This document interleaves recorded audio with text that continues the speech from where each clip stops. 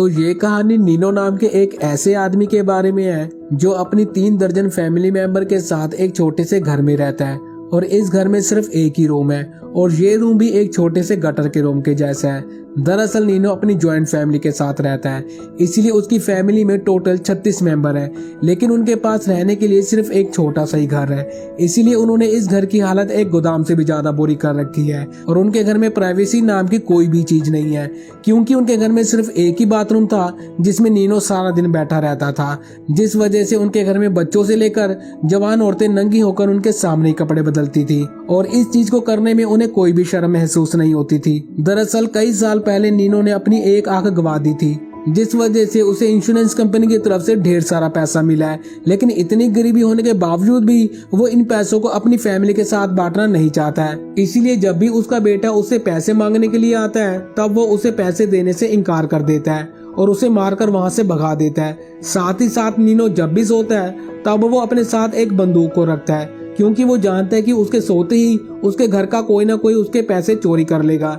इसलिए एक आंख फूटने के बाद उसने अपनी दूसरी आंख कभी भी बंद नहीं की और यहाँ तक कि रात को जाग जाग कर वो अपने पैसों का पहरा देता है। साथ ही साथ उसे अधेड़ उम्र की औरतों को छेड़ने में भी काफी मजा आता है, इसलिए मौका मिलने पर वो इस नेक काम को करने में कोई भी कसर नहीं छोड़ता। एक आंख फूटी होने की वजह से वो लड़कियों को आंख भी मारता है और लड़कियों को इस बारे में पता भी नहीं चलता। और ये लोग जिस शरीफों की बस्ती में रहते हैं उस बस्ती के ज्यादातर शरीफ लोग चोरी करना ही पसंद करते हैं, जिससे उन्हें रोजगार के साथ साथ 2 वक्त का हराम का खाना भी मिल जाता है। नीनो की बड़ी बेटी पैसे कमाती है, लेकिन इसके लिए वो किसी भी हद तक जा सकती है।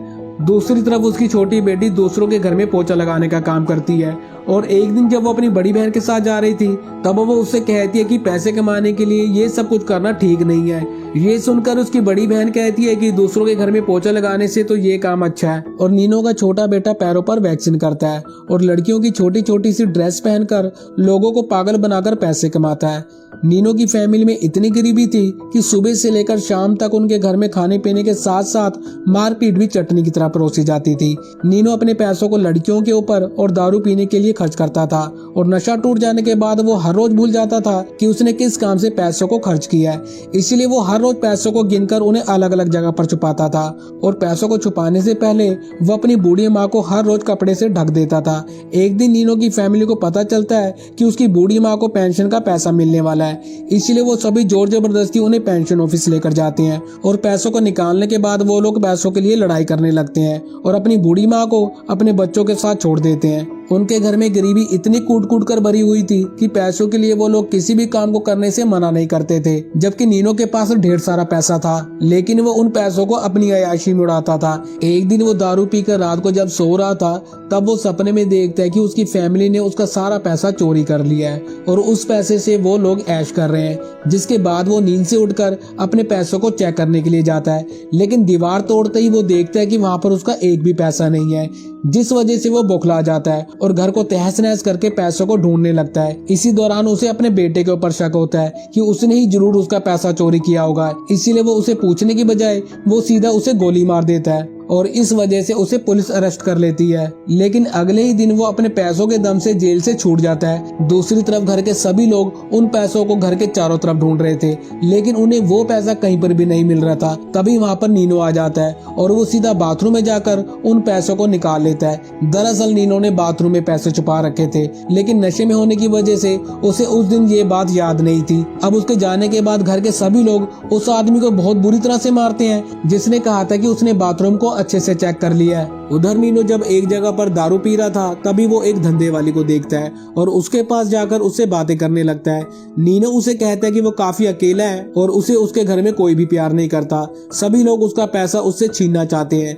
इसके बाद नीनो उस औरत के साथ काफी मजे लेता है और रात को वो उसे अपने घर में ले जाता है। यहाँ पर वो अपनी बीवी को उसके बिस्तर से उठने के लिए कहता है और कहता है कि ये आज से मेरी दूसरी बीवी है। अब इसके बाद कुछ ही दिनों में वो उस धंधे वाले के साथ काफी घुल मिल जाता है और उसके ऊपर उन पैसों पैसों को खर्च करने लगता है जिन पैसों को उसने अपनी बीवी और बच्चों को भी नहीं दिया था। साथ ही साथ वो घर के लोगों को घायल करने में भी कोई कसर नहीं छोड़ रहा था, जिस वजह से घर के सभी लोग अब उससे नफरत करने लगे थे और उसे मारने के लिए वो लोग प्लान बनाने लगते हैं। एक दिन जब घर के सभी लोग चढ़ जाते हैं तभी वो लोग वहां पर इस घटना को अंजाम देने का फैसला करते हैं। इसके बाद वो एक गाड़ी में भैंसों की तरह लोड होकर एक रेस्टोरेंट में जाते हैं, जहां पर पहुंचकर वो लोग नीनो के खाने में जहर मिला देते हैं। नीनो जब उस खाने को खाता है तब उसे पहले तो कुछ भी समझ में नहीं आता, लेकिन थोड़ी देर में वो समझ जाता है कि उसके खाने में जहर मिलाया गया है। इसलिए वो उन लोगों से कहता है कि मरने से पहले मैं पुलिस को इसके बारे में बता दूंगा कि तुम सभी ने मिलकर मेरे खाने में जहर मिलाया था। इसके बाद वो साइकिल लेकर वहां से पुलिस स्टेशन जाने लगता है,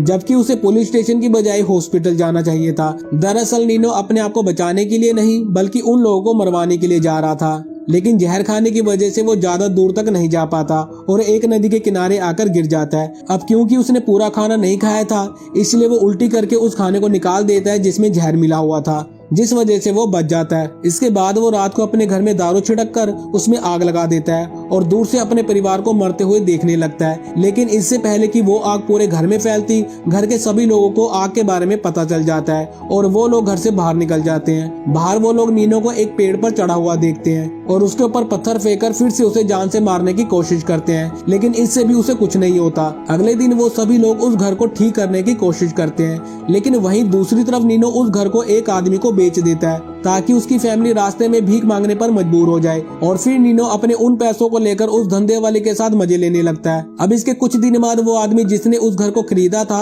वो अपनी फैमिली के साथ, जो कि एक लोकल ट्रेन की तरह खत्म ही नहीं हो रहा था, उनको लेकर नीनो के घर पर आता है, जो कि अब उसका हो चुका था। वो नीनो की फैमिली को घर खाली करने के लिए कहता है। अब घर तो उन्होंने क्या खाली करना था और उल्टा हाथापाई पर उतर आते हैं। इसके बाद अगले सीन में हम देखते हैं कि नीनो अपने पैसों से एक गाड़ी खरीदता है और वो उस गाड़ी को लाकर सीधा अपने घर में घुसा देता है, जिससे उनका घर गटर से कबाड़ खाने में बदल जाता है। लेकिन वो लोग उस कबाड़ खाने को गिरने से रोकते हैं और फिर वो दोनों ही फैमिली उस घर में रहने लगते हैं, जहाँ पर नीनो अपने 3 दर्जन फैमिली मेंबर और 2 बीवी के साथ रह रहा था। वहीं दूसरी तरफ वो फैमिली जिसने इस घर को खरीदा था वो भी अपनी ज्वाइंट फैमिली को लेकर वहाँ पर रहने लगते हैं। साथ ही साथ नीनो अभी भी अपने घर के सभी लोगों के ऊपर शक भी करता है और अपने पैसों को अपने हाथ में लगे हुए प्लास्टर के अंदर छुपा कर रखता है। वो चाहता है कि उस घर के सभी लोगों को मारकर उस घर के यानी कि उस गटर का राजा बनना, जिसके लिए वो रात भर प्लान बनाता है। और इसी के साथ ये मजेदार कहानी यहीं पर खत्म हो जाती है। आपको ये कहानी कैसी लगी हमें कमेंट बॉक्स में जरूर बताएं और ऐसी और मजेदार इंटरेस्टिंग वीडियोस के लिए चैनल को सब्सक्राइब जरूर करें और वीडियो को लाइक और शेयर भी जरूर करें। धन्यवाद।